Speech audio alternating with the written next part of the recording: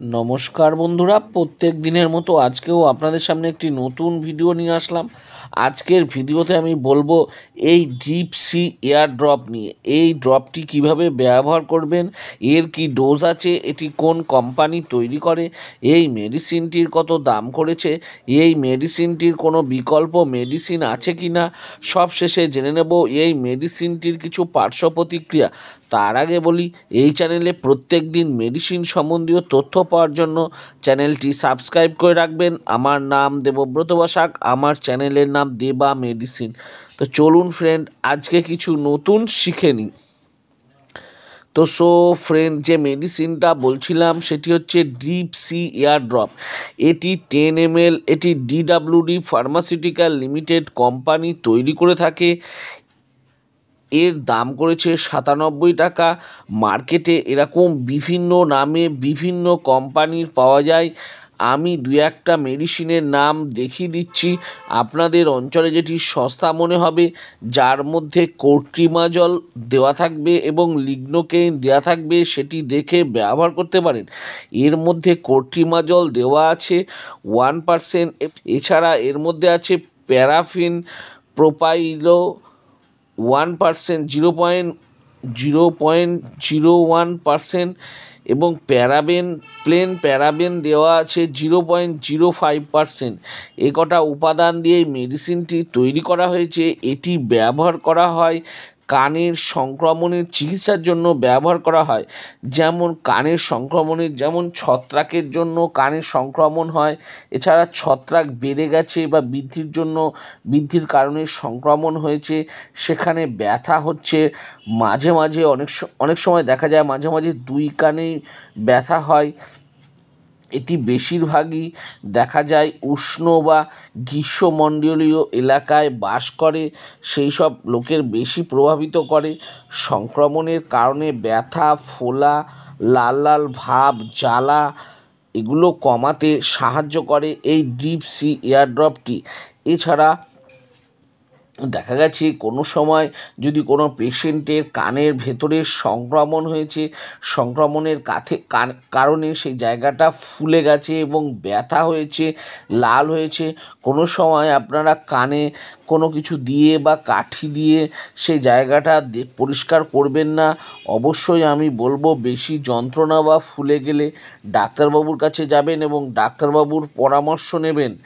কোনো কিছু দিয়ে কান খোঁচাখুচি করবেন না, তাতে বেশি সমস্যা হতে পারে। এছাড়া যারা অনেক দিন বেশি সাঁতার কাটে বা বেশি তাদের কানেতেও এরকম সংক্রমণ হয় এবং সেই সংক্রমণের ফলে সেখানে লাল ভাব, ফোলা হয়ে যায়, ব্যথা কমানোর চিকিৎসার জন্যই এই ড্রিপ সি এয়ারড্রপটি ব্যবহার করা হয়। আমি যেসব ব্যবহারগুলো বললাম, হতে পারে সেগুলো ছাড়াও হয়তো ডাক্তারবাবুদের এক্সপেরিমেন্টস থেকে আরও অন্য কোনো ক্ষেত্রে ব্যবহার করে থাকেন। এবার জেনে নেব এই মেডিসিনটি কোন কোন পেশেন্টকে দেওয়া যাবে না। যেমন গর্ভবতী মহিলাদের ক্ষেত্রে, বাচ্চাকে বুকের দুধ খাওয়ানো মহিলাদের ক্ষেত্রে, লিভার বা কিডনি সম্বন্ধীয় যদি কোনো সমস্যা থাকে সেই সব পেশেন্টদের ক্ষেত্রে দেওয়া যাবে না। এর মধ্যে যে লিগনোকেন দেওয়া আছে সেটা হলো একটি স্থানীয় চেতনানাশক বা স্নায়ু থেকে মাথার ব্যথা সংকেতকে ব্লক করে কাজ করে এই লিগনোকেন। যদি আপনার এই মেডিসিন ব্যবহার করার কারণে অ্যালার্জি, ফুসকুড়ি বা ত্বকে চুলকানি বা জ্বালা করে বা মাথা ঘোরে, শ্বাসকষ্ট হয়, তাহলে আমি বলবো অবশ্যই এই মেডিসিনটি বন্ধ করে দেবেন। এবার জেনে নেব এই মেডিসিনটির ডোজ বা নিয়ম।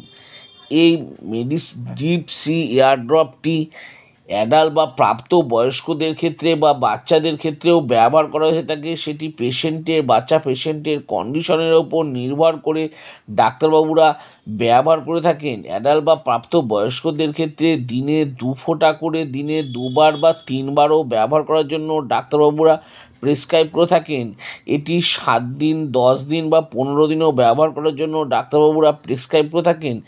যেহেতু এটি একটি ব্যথা ফোলানো বা সংক্রমণের ক্ষেত্রে ব্যবহার করা হয়, সেই জন্য এই ড্রপটি ব্যথা সেরে গেছে বলেই হঠাৎ করে বন্ধ করে দেবেন না। টানা যতদিন ব্যবহার করার জন্য বলেছেন ততদিনই ব্যবহার করবেন। সবশেষে জেনে নেব এই মেডিসিনটির কিছু পার্শ্ব প্রতিক্রিয়া, যেমন মাথা ঘোরা হতে পারে, গায়ে র্যাশ বেরোনো বা অ্যালার্জি হতে পারে, বা গলায় ফোলা হতে পারে, মাথা ঘোরা হতে পারে, শ্বাসকষ্ট বেড়ে যেতে পারে ইত্যাদি হয়ে থাকে।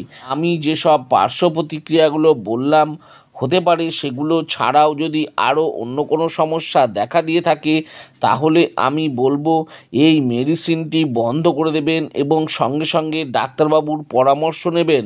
তো ফ্রেন্ড, এই ড্রিপসি এয়ারড্রপ নিয়ে ভালো করে বুঝিয়ে দিলাম। আরও কিছু যদি জানবার থাকে নিচে কমেন্ট বক্সে কমেন্ট করে অবশ্যই জানাবেন, আমি তার উত্তর দেওয়ার চেষ্টা করব। আর আমার এই ছোট্ট ভিডিওটি যদি ভালো লেগে থাকে তাহলে অবশ্যই একটি লাইক করবেন। আর আমার চ্যানেলে যদি নতুন হয়ে থাকেন তো চ্যানেলটি অবশ্যই সাবস্ক্রাইব করে রাখবেন, আর পাশে থাকা বেল আইকনটি বা যে ঘন্টাটি আছে সেটি বাজিয়ে দেবেন, যাতে এরকম নতুন নতুন ভিডিওগুলোর নোটিফিকেশনের মাধ্যমে আপনাদের কাছে খুব তাড়াতাড়ি পৌঁছে যায়।